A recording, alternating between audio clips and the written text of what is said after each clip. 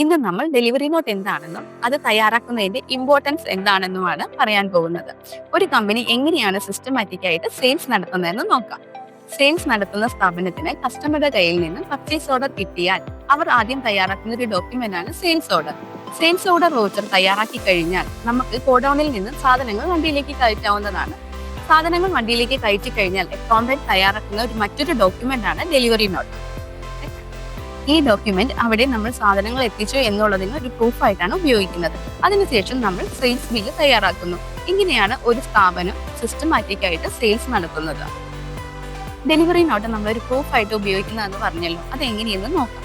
Sales ചെയ്യുന്ന സ്ഥാപനം ഡ്രൈവറുടെ കയ്യിൽ ഡെലിവറി നോട്ട് കൊടുത്തു വിടുകയും അവിടെ സാധനങ്ങൾ ഇറക്കിയതിന് ശേഷം അവിടെ സ്റ്റോക്ക് കീപ്പ് അല്ലെങ്കിൽ സ്റ്റോക്ക് റിസീവ് ചെയ്യുന്ന ആളുടെ കയ്യിൽ നിന്ന് സിഗ്നേച്ചർ വാങ്ങി വരണം എന്നാണ്.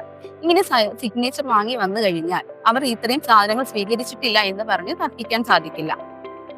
ഈ ഡെലിവറി നോട്ട് ഇഷ്യൂ ചെയ്യാതെ സാധനങ്ങൾ കൊടുത്തു വിടുകയും നമ്മൾ സെയിൽ ബില്ല് അടിക്കുകയാണ് ചെയ്യുന്നതെന്ന് വിചാരിക്കാം. ഇങ്ങനെ കൊടുത്തു വിടുമ്പോൾ അവർക്ക് ഇത്രയും അധികം സാധനങ്ങൾ കിട്ടിയില്ല എന്ന് പറഞ്ഞ് തർക്കിക്കാനുള്ള സാധ്യതയുണ്ട്. ഇതിനു വേണ്ടിയിട്ടാണ് നമ്മൾ ഡെലിവറി നോട്ട് ഉപയോഗിക്കുന്നത്.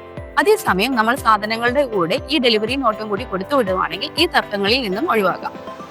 ഇപ്പോൾ നിങ്ങൾക്ക് ഡെലിവറി നോട്ട് തയ്യാറാക്കുന്നതിന്റെ ഇമ്പോർട്ടൻസ് എന്താണെന്ന് മനസ്സിലായി കാണുമെന്ന് വിചാരിക്കുന്നു.